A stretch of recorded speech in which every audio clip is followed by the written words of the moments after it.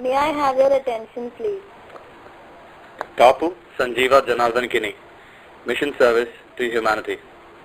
I have considered service to mankind to be my purpose in life, and that was steadily accomplished by me till my physical and mental health permitted. And I feel that was one of the secrets of my life, which I felt was worth living. We are all on our way to death. During our earthly existence, which is a field for accumulating punya or hoarding paps, choices aplenty face us in our daily life. Everyday choices are available which one has to exercise, which ultimately leads us to our destiny. A single act done repeatedly leads to a habit. Habit over a period of time leads to the formation of character, and character indeed forms our destiny. The story that I am going to recite today is that of my own grandfather, of whom I am proud.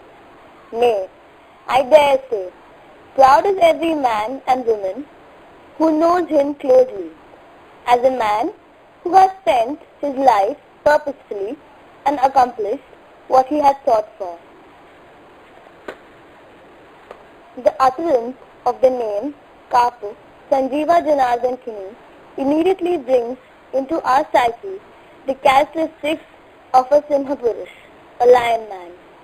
I, the granddaughter of this larger-than-life person, distinctly recollect the strength of his character, which though having dimmed due to his physical ailments, has remained undiminished on the mental level. Born on the 8th day of May 1932 at Mangalore, and being the youngest son of Srimati Rukmini and Sri Janardhan Manjunath Kini, my grandfather studied 10th standard SSLC in Mangalore and thereafter completed his teacher's training course. The post of headmaster in Majur Karandadi Higher Secondary School, which had about 200 students at the time, was awaiting his arrival, and his name became synonymous with the word principal. I have always preferred to be a man of value rather than a man of success. For an independent man who was loath to compromise on principles, the post of a principal became an irritant in as much as the dictates of the managements which were running parallel to the interests of the children could not continue for long, and resignation followed as a matter of course. I have realized that there is nothing great in life. It is small things done with great love. Trip to Mumbai without a ticket for lack of money.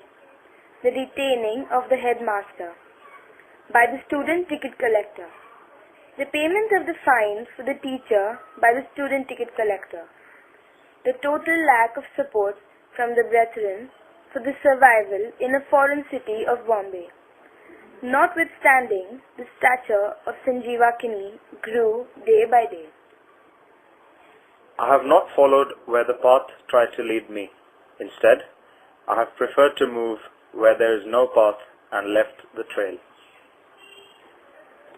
The saying, "Truth is stranger than fiction," came true, in as much as the headmaster turned to the job of a humble waiter, a driver, a driving instructor, LIC agent, etc.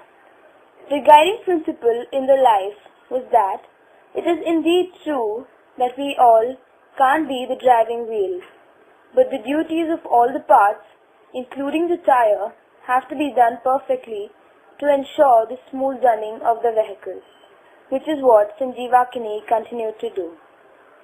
Karmane vadikaraste ma phaleshu kadachana ma karma phala hetur bhumate sango asatva karmani. The karma to do was always done without expecting the results of the karma, in keeping with the above saying. The drive to help humanity, the ceaseless striving to ensure that something for the better of humanity being done, is much better than hours of prayer made to God. The erasing of the tear of a distressed rather than the hoarding of wealth, resulted in a pursuit that arouses admiration. I have often reminded myself that it is the action and not the fruits of the action that is important. That irrespective of the results, I have not stopped doing the right things.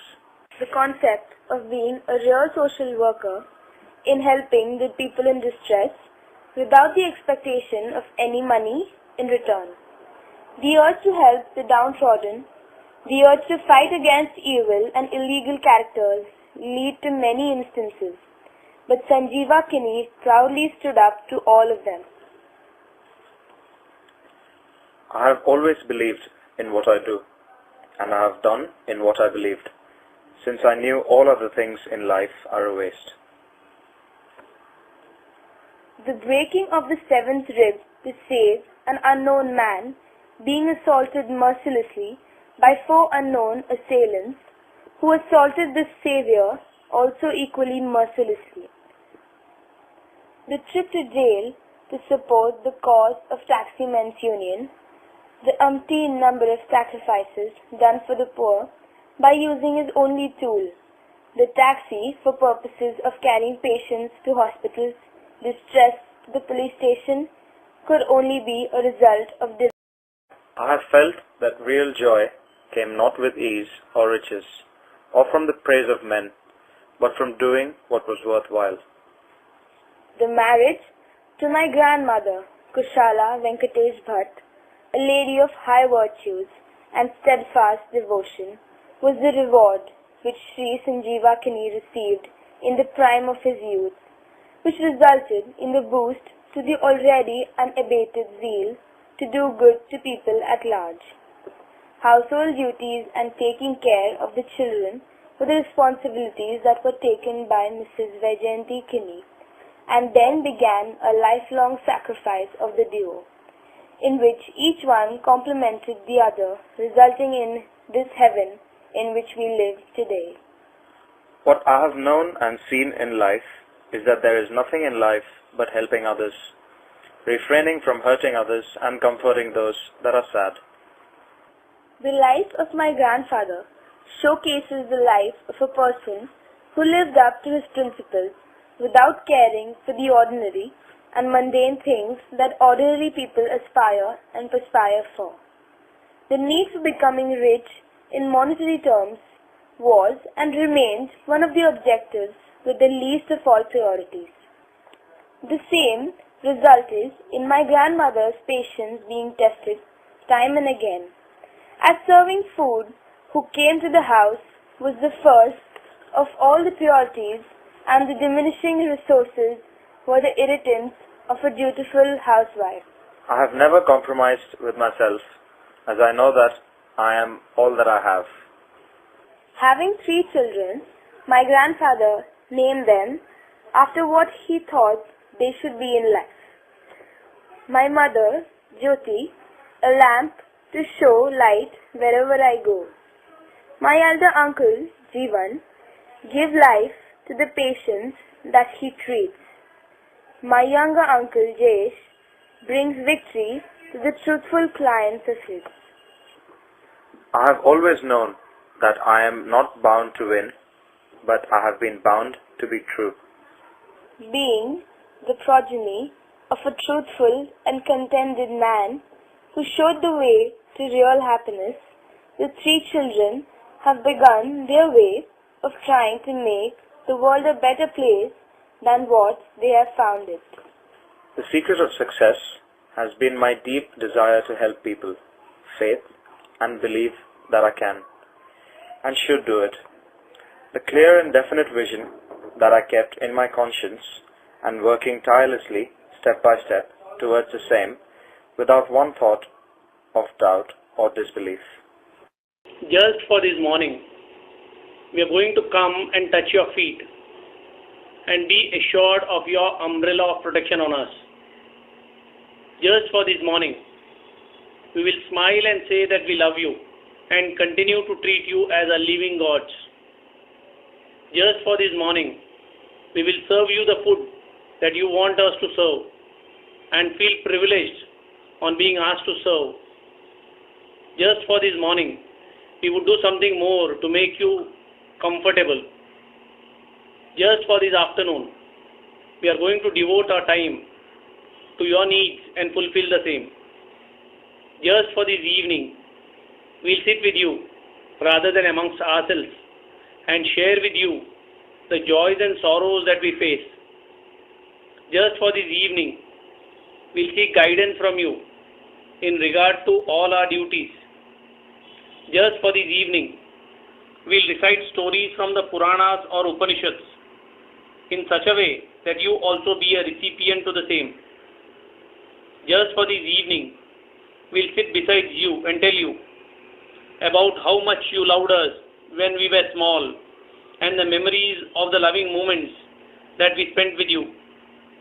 Just for this evening, we will be beside you for hours and refuse to be with anybody else in the world. Just for this evening, when we touch your feet, we'll simply be grateful that God has given us the greatest gift ever given. It is then that we'll think about the children, grandchildren who are gazing at their dead parents, grandparents' photographs instead of their bedrooms. The children and grandchildren who never had the benefit of the wise words and soothing wisdom of their parents, grandparents. The children and grandchildren who miss their parents, grandparents. And when we say good night, we will hold your legs a little tighter, a little longer. It's then that we will thank God for you and ask Him for nothing else except days like today to continue.